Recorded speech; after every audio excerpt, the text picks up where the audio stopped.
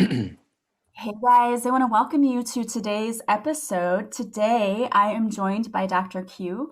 He is the founder of the Indian Palm Leaf Reading Institute in California, and they're based really all over the world. And I have really no idea what he's going to be talking about because I personally have never heard of palm leaf reading. So I'm super excited to dive in and find out what this is all about and how it can be helpful and beneficial to all of you if you're interested in doing this. So, welcome to today's episode of Awaken Your Inner Awesomeness. I am your host, Melissa Oatman from melissaoatman.com. And let's jump right in and get started. Welcome. Thank you for being with us today, Dr. Q. Hello and namaste, Melissa. Thank you so much for having me on your show. I feel humbled and honored to be able to speak about Indian palm leaf readings today. Before I dive in, allow me to tell you how I ended up doing this, as I think it's quintessential because without my life story, I would have never ended up getting a reading done myself 8 years ago, which changed my life. And then in my reading, the reader, that's the person who can give you the reading, told me, oh, and by the way, you're going to bring this to the West. Now I was like, what? The audience who cannot see me, I'm not an Indian, I'm a white guy. So apart from me traveling all over the world many, many times, I have no real connections to India at all, apart from doing yoga for over 20 years and meditating every day. And I love spicy food too, but that is the extent of my connection to India, really. Things changed though when I had my reading done. Now, how come I got a reading done? You should know that I have parents from two different continents. My mom's European, my dad's Persian. So I lived in many countries. And before moving to Budapest, capital city of Hungary, more than 7 years ago, which was also predicted in my reading, I lived in DC. So I had a pretty big travel business before, and hence I traveled my entire life, I should say. That's my passion, travel. And at age 8, some of you might remember, it was the year 1979. There was a revolution in Iran. My dad's Persian, so we lived in Iran. And in 79, we had to flee the country, period. My dad's family are Baha'i, not Muslim, and they would have been tortured. They are being tortured, persecuted, killed, imprisoned. So given the fact that my family are Baha'i, that would have been the same fate for us. So we packed up literally with 2 suitcases and just left. Dad was super wealthy. So overnight, no more golden spoon in my mouth as a kid with servants to zero. My mom had to take over and she became the breadwinner. So I know how it is to have a lot of money and I know how it is to have zero money, absolutely nothing, as we had to just rebuild ourselves. And some of you are mature enough too to remember the fateful year of 1986, as we just, quote unquote, celebrated the 35th anniversary of the biggest nuclear catastrophe that has ever happened on planet Earth, called Chernobyl. It was late April of 35 years ago. And the nuclear cloud traveled all over Europe. And at the time I lived in Europe because my mom's Austrian from Vienna. So I lived in Vienna as a teenager. And it dumped its nuclear waste all over Europe. And that is the reason why then I got cancer.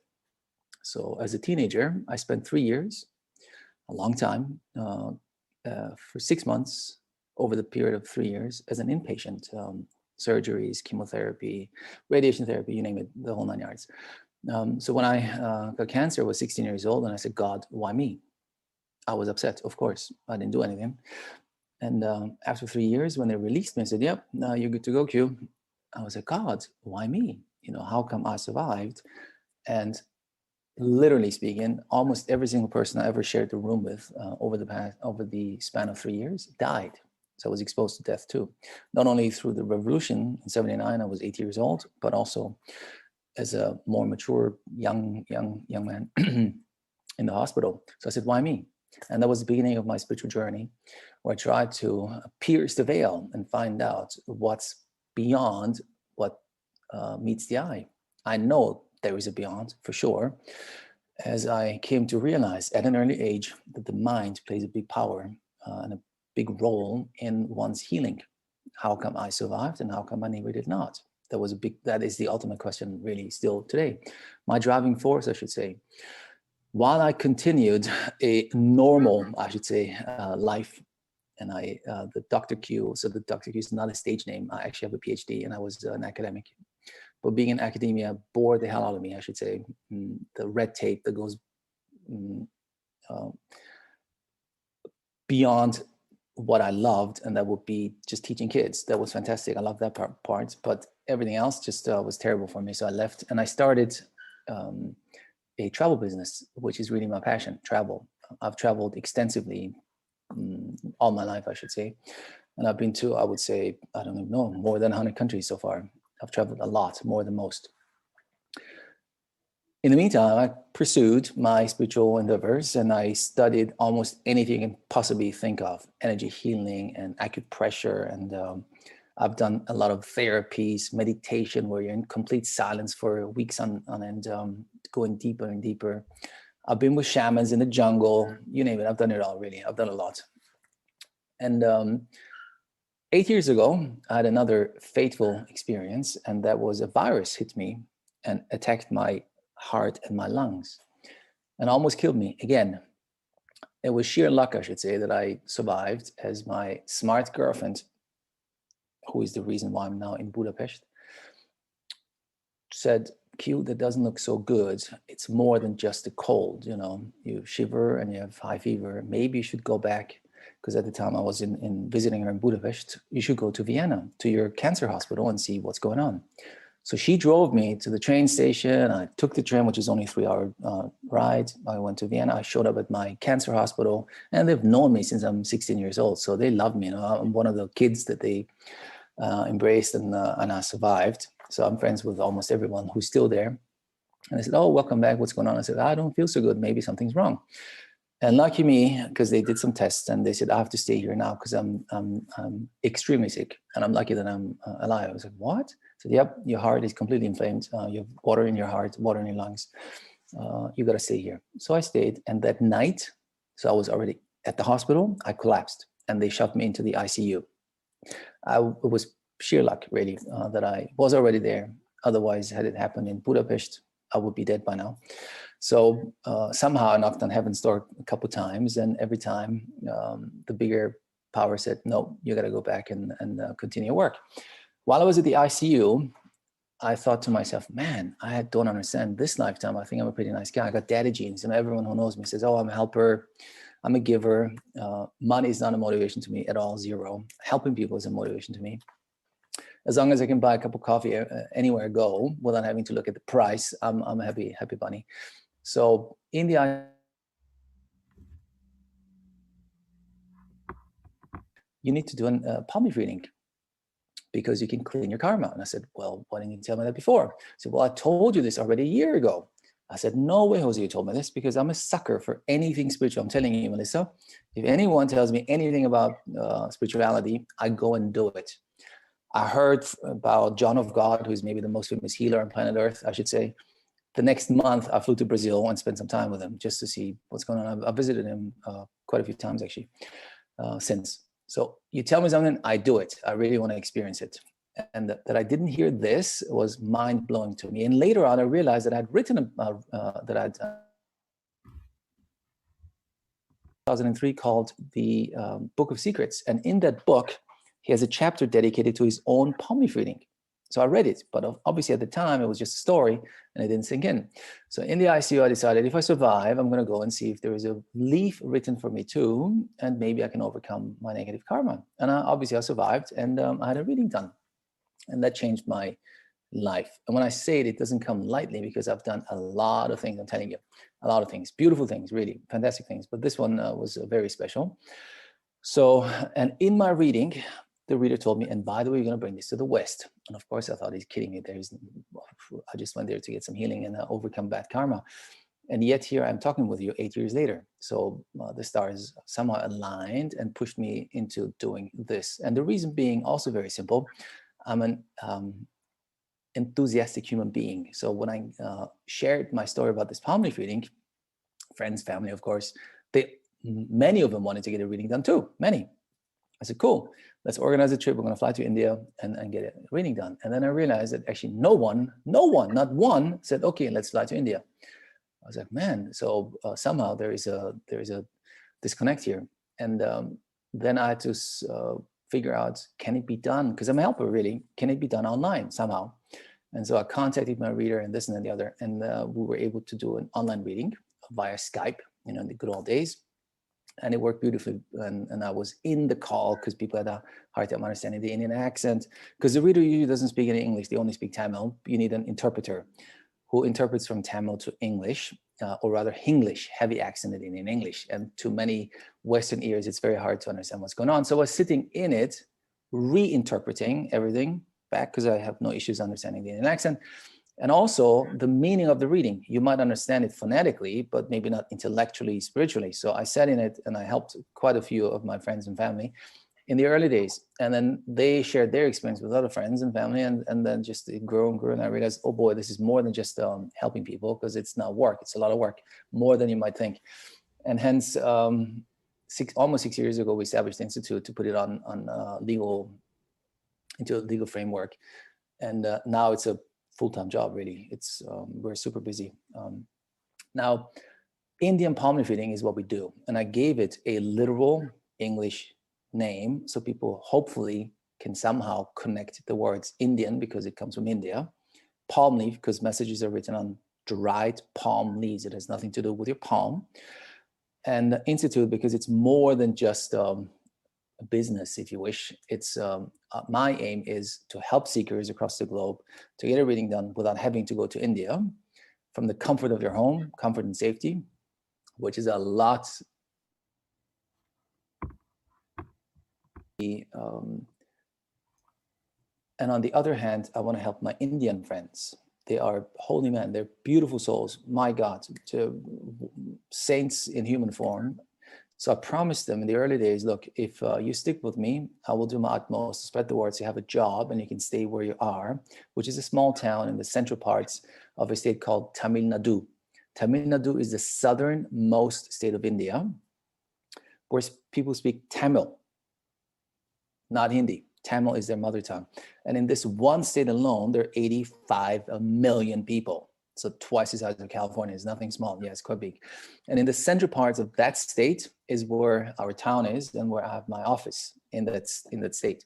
So I told them, look, you can, I'll do my utmost. You can stay and do your holy work. Because these days, a lot of Indians move into bigger cities and up north where the IT jobs are, call centers, you name it. That's how India makes their money. And we've lost quite a few too. They gave up their spiritual path just because they needed to make some money. And now, of course, they can say they have a steady income and they can support their families and so forth.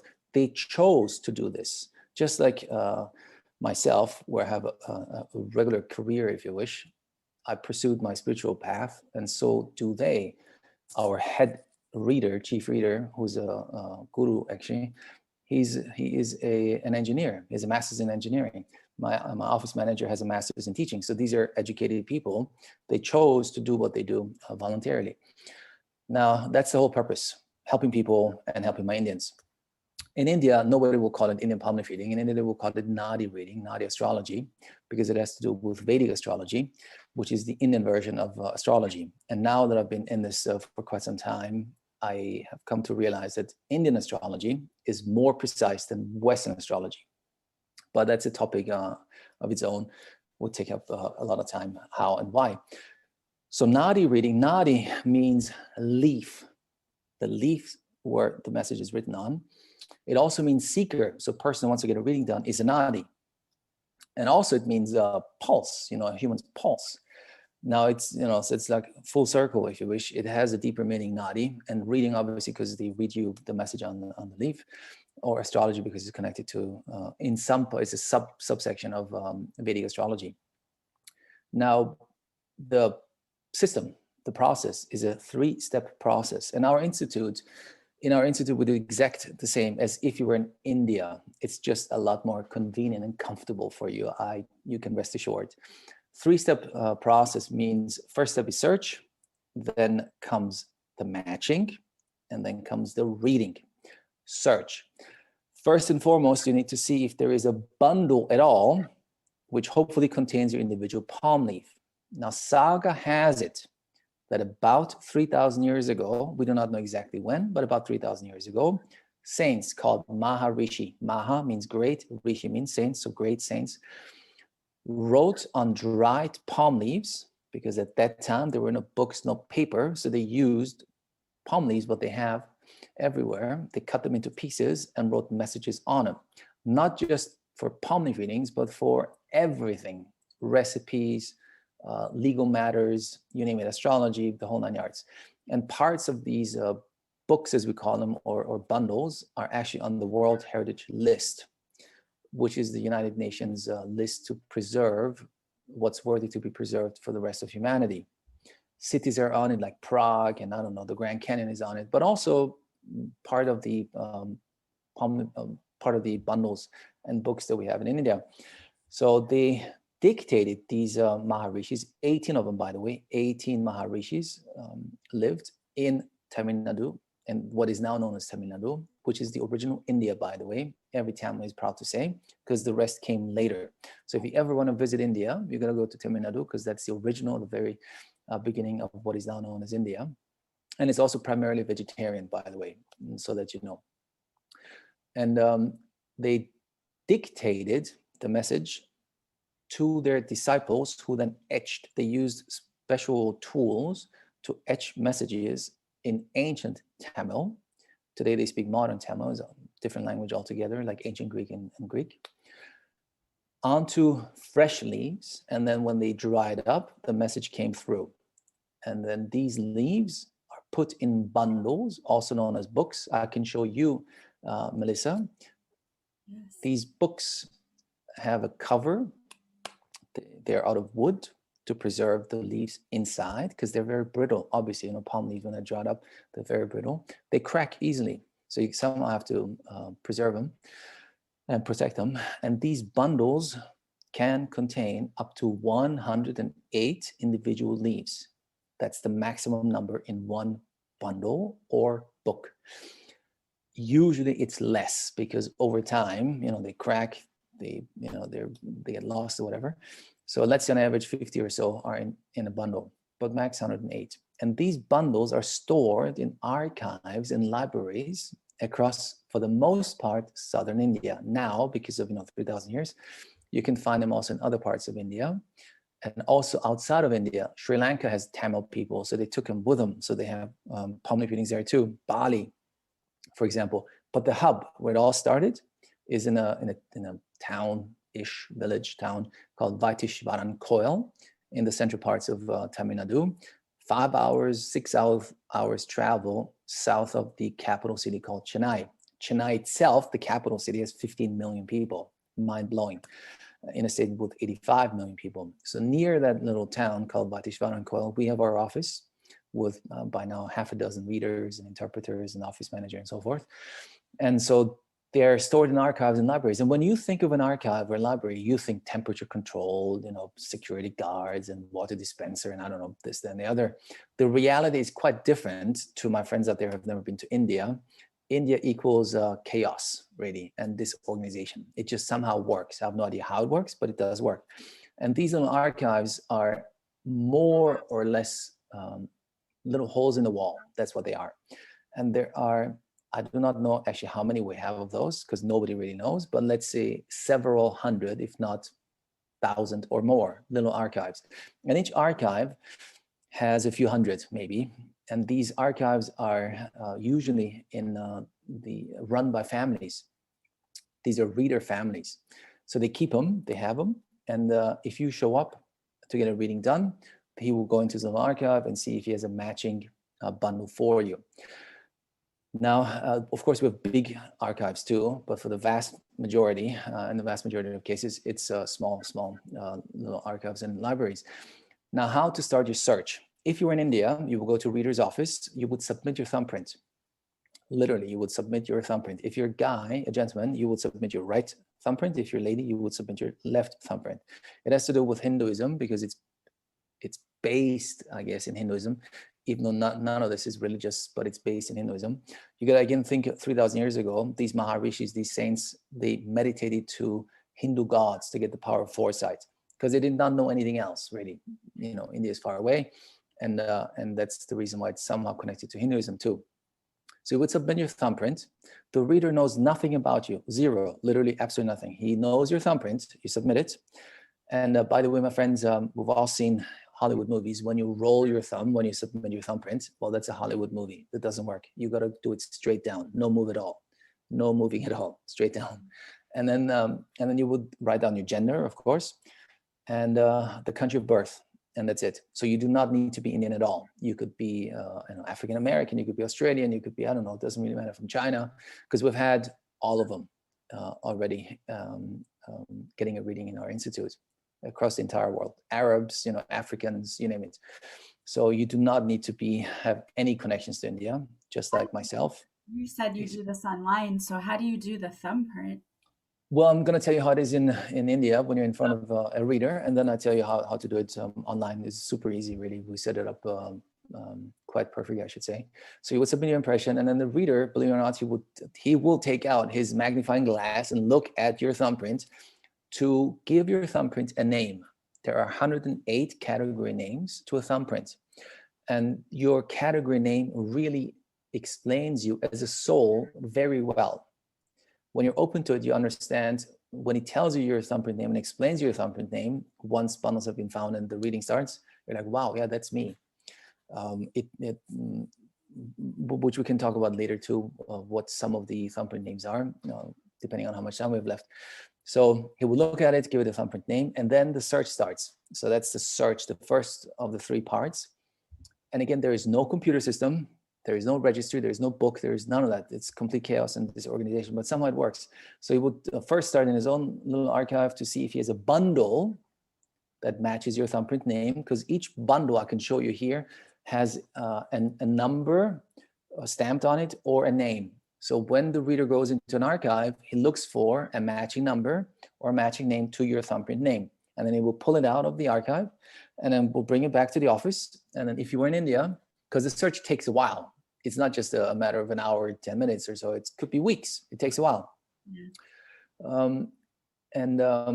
He will then say, well, we found a bundle for you. You can now come to the office. And this search is a physical search. So he would hop on his bicycle or his moped or use public transportation. And if it's too far away from where his office is, he will call agents, or friends that he knows, other readers, in different counties, even outside the state of Tamil Nadu, and say, hey, I need a bundle that matches this thumbprint. Do you have one or not? And there are thousands of bundles with your thumbprint name. And there are 108 thumbprint names. So that's quite a lot of bundles out there. Then he finds one or two, he will call you into the office, and then you sit in front of the reader. Now, again, the office is quite exaggerated. It's another hole in the wall, and they use a lot of incense, a lot. Oh my God, it's mind blowing. They meditate and chant, and then they start with the reading. Now, to me, because of chemotherapy, it impacted my olfactory senses. So I'm extremely sensitive to any kind of scent, really. I am. No perfume, none of that. I can't stand it. So can you imagine when I was in the office and he used 10,000 sticks of incense, I almost collapsed there. And mosquitoes, and it's humid as hell. And, you're sitting in a small room across from the reader, and you're like, what? And he tried to just scribble things down as he talks. Obviously, the reader had an interpreter sitting next to him because he didn't speak in English, but interpreted it with a heavy accent, Indian accent called English. So it was quite a challenge for me to get it all right. Anyway, so that's search comes to an end, and then the matching starts. Matching and reading are done in one session, and it takes about 3 hours, give or take. So matching is the reader opens the bundle because it's tied up with a string. He opens it up in front of you and then looks at the very first leaf and reads out to you the most important message on that leaf. It could be you're married, because this leaf belongs to a person who is married. And if you are married, legally married that is, your answer is yes. If you're not legally married, your answer is no. So there are only two answers you need to give during the whole matching process. Yes, no, correct, incorrect, right, wrong. That's it. He does not need to know anything else than that. I need to give you a little more information about the leaves themselves, because these leaves are written in ancient Tamil, as I told you before, which doesn't exist anymore. Now people speak modern Tamil. So reader has to study many years to be able to become a reader and then do this work. First of all, he needs to understand ancient Tamil. It's kind of like Greek and ancient Greek. A modern Greek person has no clue what ancient Greek is. You have to study it. So that's one. Two, these leaves are written in a poetic form, not in simple prosa. And last but not least, they're written in a symbolic way. So you need to be able to decipher the symbols so it makes sense in today's day and age. Because he might say, you are involved in IT, technical stuff, I don't know, machinery, whatever. None of these existed 3,000 years ago. But the symbol, he knows that the symbol in today's terminology would mean this somehow. Okay. Then on top of all of that, Tamil and ancient Tamil are a sound-based language, syllabic language. Unlike all Western languages are letter-based, A, B, C, D. So a sound in Tamil can be interpreted in various different ways when it comes to letters. A, E, I, O, U is just one sound. So he has to make sure he takes the leaf in the right direction. He might say your name, your first name contains the letters A, E, I, O, U. Is it correct or incorrect? In your case, Melissa, that is correct because you have actually three of them, E, I, and A. You would only say yes. You don't say, oh, I got three of them, E, I. No, you just say yes, my name contains one of these letters. As long as you say yes, he stays on it. If you say no, he would move on to the next leaf, next leaf, next leaf, until you only say yes to whatever he says, right? And then by the end of a successful matching process, and that's the stunner, that's the mind-blowing part of it, the reader knows one more time nothing about you. He just knows your gender, obviously, because you're sitting in front of him, and he knows your thumbprint name.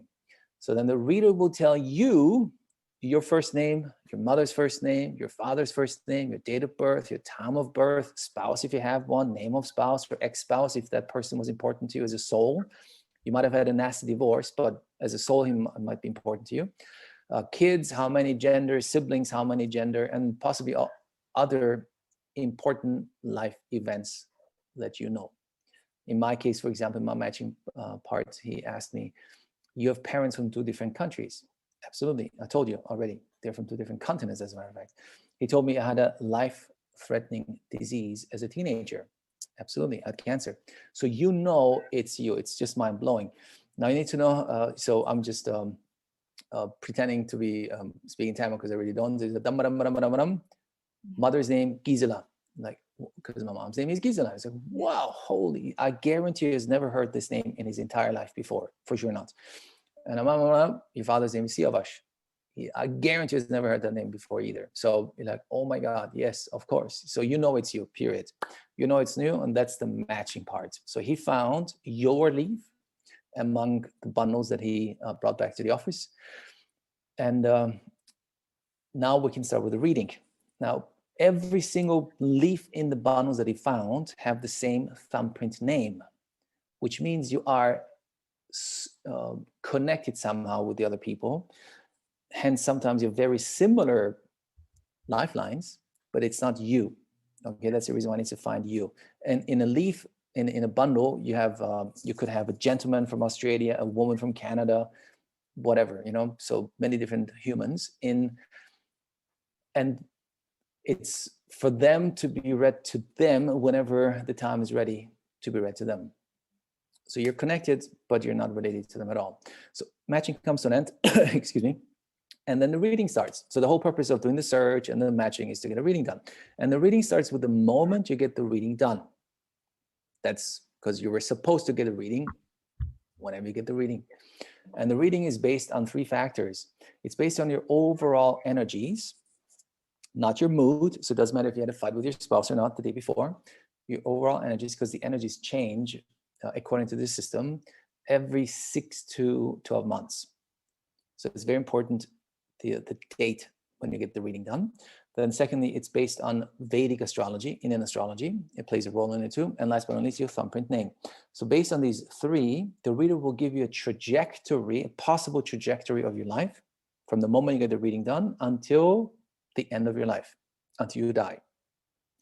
And it's a so-called whole life reading that we do. That means it covers your entire life and all aspects of life that is important to a human being. Family life, kids, grandchildren, love affairs, health, spirituality, career, money, you name it, the whole nine yards. And he will, they come in blocks of years, in increments of years, 2-3 year blocks, give or take, from the moment. And he will tell you the good, the bad, and the ugly. We know that life, regrettably, is not just milk and honey. It's also full of challenges, interspersed with some good times, really. And that's how it is. So we're here to learn and overcome challenges. So we'll tell you your challenges too, in whatever area of your life. And it could be based on planetary constellation or karma. He will tell you that too. At the beginning of your reading, he will explain you your thumbprint name. He will tell you which of the Maharishis wrote your palm leaf, because there were 18 of them. If you do it in the southern parts of India, in Tamil Nadu, then most likely your first reading, because you can have more than just one reading, is written by Maharishi Agastya, his name. That's the guy who wrote the most bundles, most leaves. And to which god he meditated to get the power of foresight. So you know this, and then you know your thumbprint name, which is very important, as it will explain you as a soul pretty well. As I explained to you in the beginning, you could have Urusuri as the beginning of your thumbprint name, which is the best to have, really. Urusuri means one circle. So whoever has one circle in their thumbprint name is an intelligent person. It's all about potentiality and the capacity of doing something. Doesn't mean that you do it, because we can screw things up too. Regrettably, we're human beings. But you could be a leader. You could be a teacher, a leader, spiritually evolved person. That's Urusuri. If you have that in your thumbprint, that's an awesome beginning to have. You could have Maguda, which means crown, in your thumbprint name. Crown already indicates a leader, being connected to the universe also. So all these things do make sense. Or Varivata is not so good. It's more challenging. It's like the black and white of a zebra, So ups and downs, that reflects your life. And if you are open to this, oh my God, it's true. My life is constant up and down, and I have no idea why, because it's just if you wish, your thumbprint name is a genetic imprint of you. That's it. That's the only part of your reading that you cannot change. You just have to embrace it. It just is. Neither good nor bad. It just is. And then then he will start, with the reading. And the whole purpose, if I have to put it in one sentence, the whole purpose of a reading is to have a better trajectory after your reading, whatever better means to you. Now, I told you before, I got my reading done because I somehow connected the dots, believing that I must have strong negative karma from a previous life. That's the reason why I ended up in hospital so many times. And I'm also quite sickly, I should say. I'm very fit. You wouldn't believe it. But in reality, my immune system is not very good. So my intention was to overcome the karma so I wouldn't be in hospital anymore. And some other people might have money issues, career issues, being just lost in general. What should I do with my life? Relationship issues. They want to have a child, or their connection with their kids or spouse is not so good. Whatever the issue might be for you, you want to be able to heal from that. You want to change it, make it better. Longer life could also be. So in my reading, I'm going to share one or two things about my own reading. He told me 77 to 79, I'll have a heart attack and die. So that's the end of my life. Now, the first thing that came to my mind was, wow, this guy is good, because I did not tell him that I had a big heart issue that I just survived a few months before. So for me, if you ask me, what is your most likely way of passing, I would say it's a heart attack, because the chemotherapy impacted my heart, the radiation impacted my heart, the virus then, because of my weak immune system, impacted my heart. So that's a likely way for me to go, I think. But then the wow factor was, he said, there's a puja for that. And puja means healing work, which I will explain in a minute. And you can heal from that heart attack. So it won't be so bad. It won't be fatal. And you can then live on into your 80s. And he said, 82 is maybe possible. And I said, okay, of course I'll do that. Now, as I said, the whole purpose of getting a reading done is to heal from whatever needs to get healed. Many people, me too, everyone actually, carries blocks in one form, shape, or another. And they are identified during the reading too. And at the end of the reading, you get homework, a lot of homework. And the homework is called puja, P-O-O-J-A, puja. Puja, literally translated, those of you who are familiar with Hinduism might know, is a prayer ceremony. That's what it literally means, prayer ceremony, puja. Or ceremonial act, because it could also be a physical something you need to do. But in modern terminology, when I teach people, it's more or less an energy shifting exercise. That's what it is. So if you believe that if something in your life goes well, that means the energies are flowing correctly. And if something is not going so well, whatever that might be, health, career, relationship, you name it, then there's got to be some block in the flow of your energies. That's what it is, really. At least that's how I believe how things are. And then the puja will help you to shift energies, to change them. Hence, I don't call the pujas, prayer ceremony, because it might scare some people. It's an energy shifting exercise. So you do your utmost and show the universe that you mean business, that you're serious about your healing, and do the pujas as prescribed to you. And there are a lot of pujas, I'm telling you. It's not a thing that you can do in just 10 minutes and be over and done with. It will take you 6 months, 9 months, a year. It will take you quite some time, depending on how many pujas you're being prescribed. Now, the puja could be a mantra that you need to chant, dedicated to a certain god or goddess in Hinduism, or it could be a physical act. The mantra could be, it's usually a paragraph, and it will say, repeat this paragraph 108 times, or 18 times, or whatever, because the priest will tell you, the reader will tell you what you need to do and to which god or goddess it's dedicated.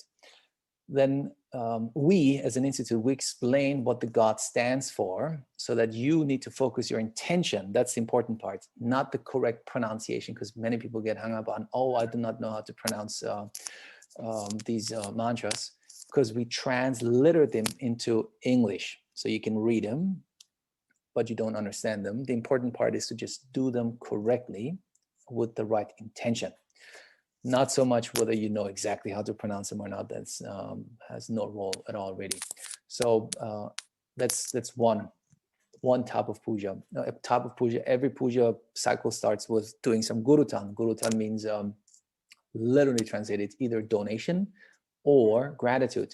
So in the old days, 2,000-3,000 years ago, even now, after the reading, you would give the reader a donation, fruits, clothes, money. Of course, in modern terms, you pay him, but people can always add a little extra gurutan, $10 or something. But the important part is the gratitude part. You need to be grateful for the experience. So you gotta sit down, thank the universe that you were guided to a palmleaf reading, and that you were given a glimpse into your future. It's just a glimpse. It's a guideline. It's a possible trajectory based on now, like your energies now, your astrology now.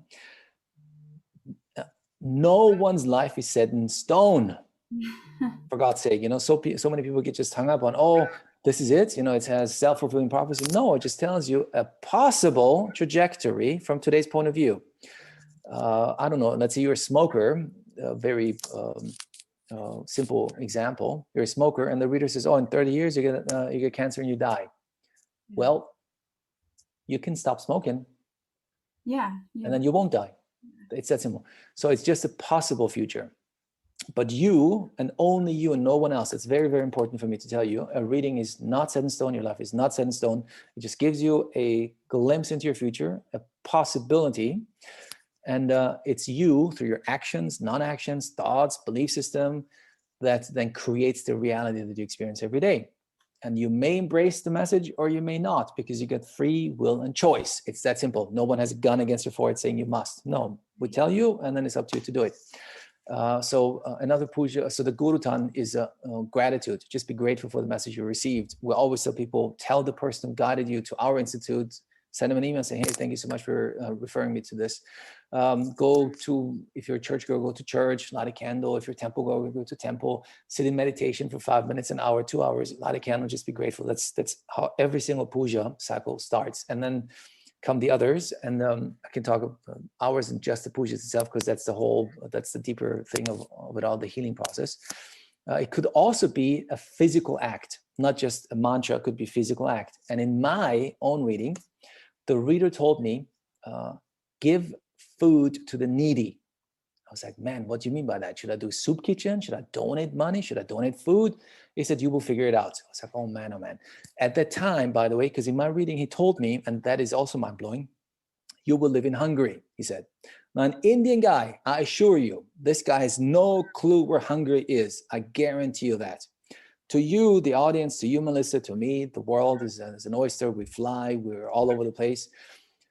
90%, like the vast majority of an Indian, will never leave 300-mile radius of his town. That's it. That's their universe, period.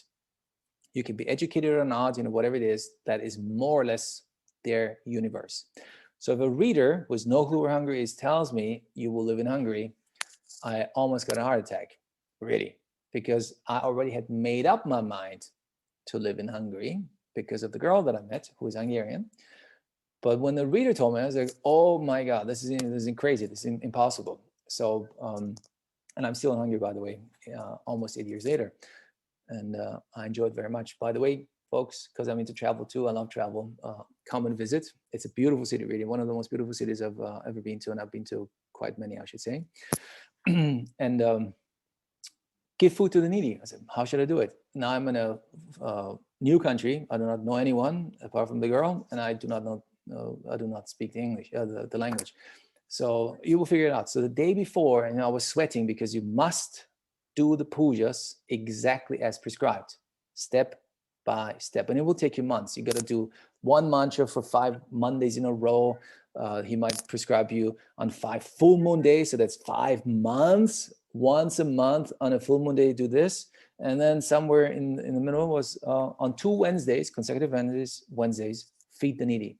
So the day before, I was sweating. I was like, man, I don't know how to do this. It just dawned on me, you know what? Tomorrow, when I go to my regular cafe where I go to for lunch, I'm just going to pay somebody's lunch. So that day, because I had noticed an elderly lady who, to me, seemed not to have that much money. So I just told the waiter, you know what? I'm just going to pay for her lunch, but don't tell her. And I did. And it was the most beautiful experience ever, I'm telling you. When she wanted to pay, and then the waiter said, no, it's already paid. And she was like, what? And she was looking, and I was like hiding behind the corner. Wow, it was so beautiful that I've been doing this ever since.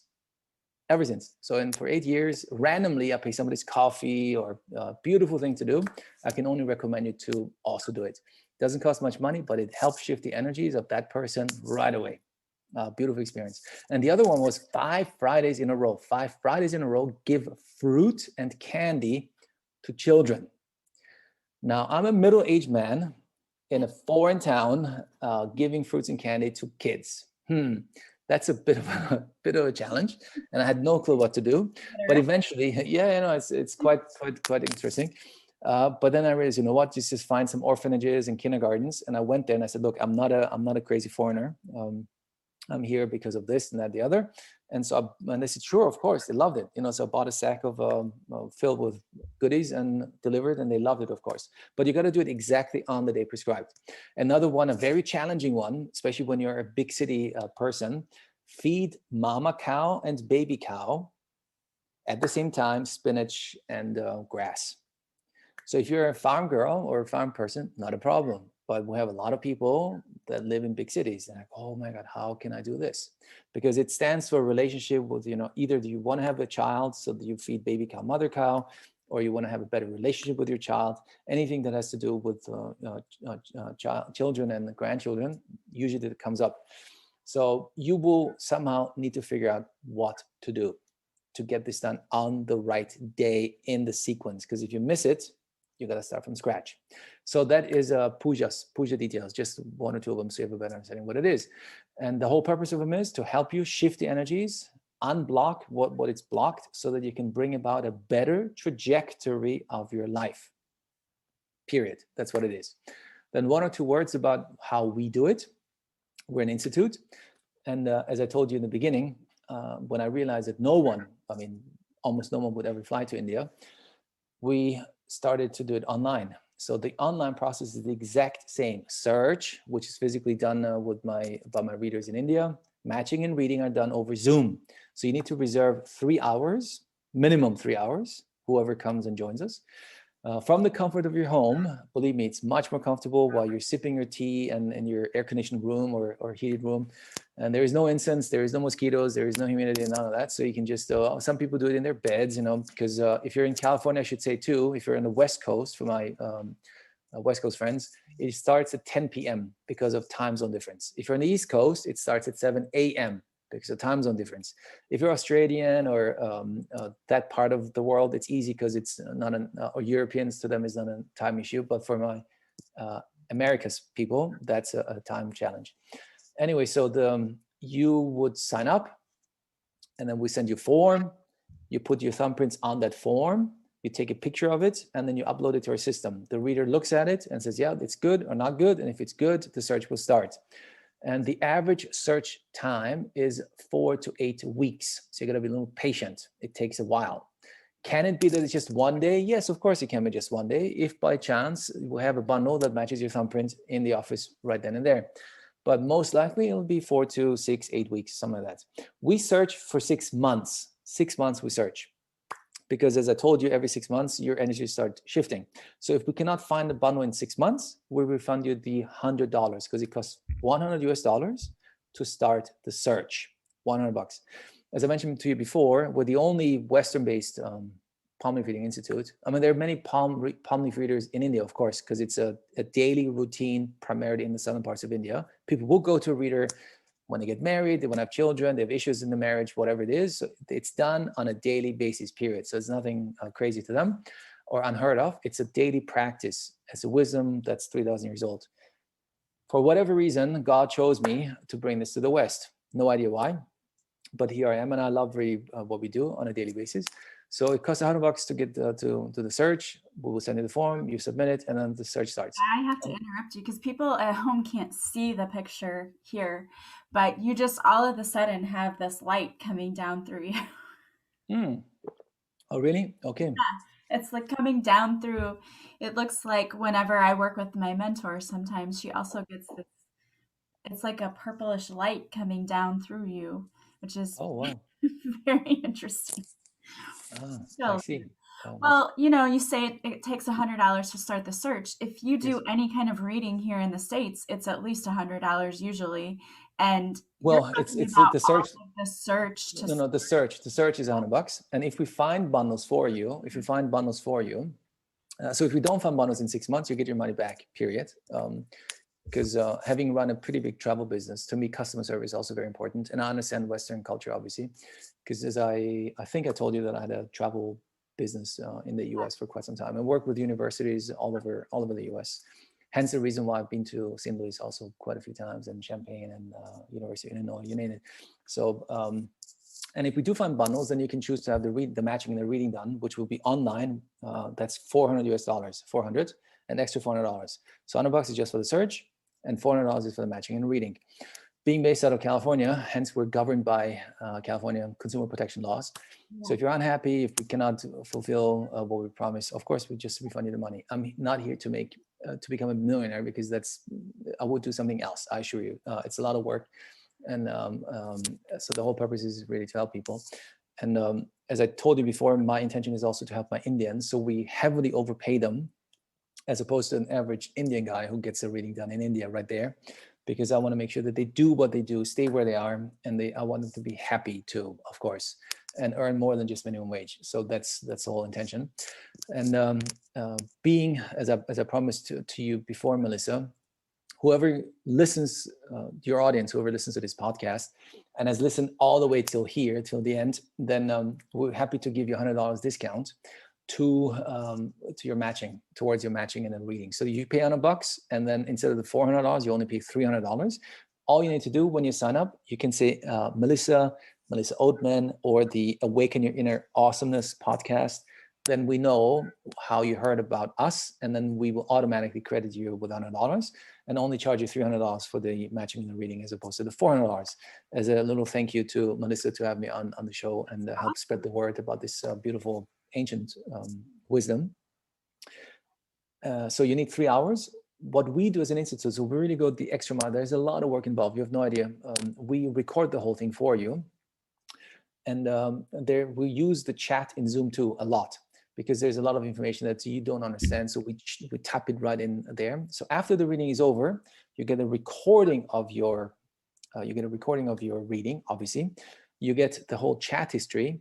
You get pictures of your palm leaf in high resolution, and also you get the puja details typed in a PDF format, plus all the gods and goddesses. You do not need to do any research. You just have to follow the instructions that we send you, and that comes about a week or two after the reading is over. So you download the whole thing onto your computer, you print out the PDF, and then you start your own healing work as was prescribed to you in your reading. Last thing is, it could also be as a puja that you're being prescribed one in India. So that's called the mantra puja for extra support and help. And we're happy to organize that for you too, if that's what you want to be done. So that is in a nutshell how we do it and how the whole process is. Our website, because Melissa asked me to share that with you too, is indianpalmleafreading.com. Super easy, indianpalmleafreading.com, so you can find more information about us. We're on Facebook, Indian Palm Leaf Reading, on Google, Indian Palm Leaf Reading, Instagram, Indian Palm Leaf Reading. So it's YouTube is actually quite big.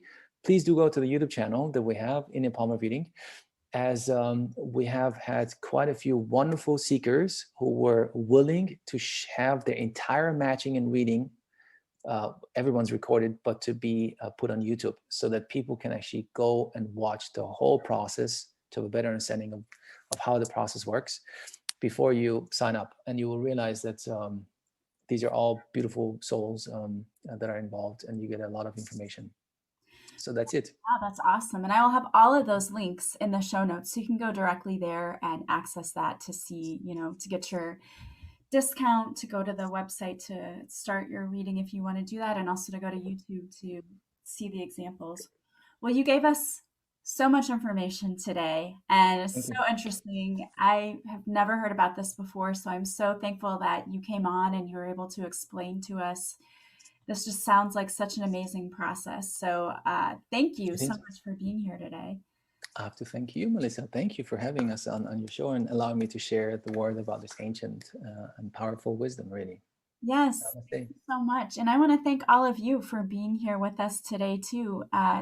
As always, if you like this podcast, please subscribe. Please leave a positive review from wherever you're listening. And of course, the biggest compliment you can pay is to share this podcast with anyone you think might enjoy it, and share about this palm leaf reading too, if you know of anyone who might be interested in having this done, because this sounds like a fascinating tool you could use to help you redirect the course of your life to make it better, to give you some wisdom on how you can live your absolute best life, which is what we're here for anyway, right? Yes.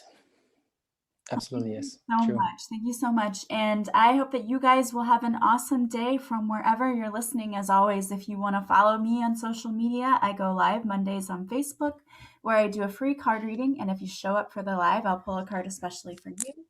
Also, if you want to work with me, you can go to my website, melissaoatman.com. There you'll see all the services I offer, and you can book directly there. Thank you, guys. Thank you again, Dr. Q, so much for being here with us today. And we'll talk to you again soon. Bye, guys. I would love that. Thank you. Bye-bye.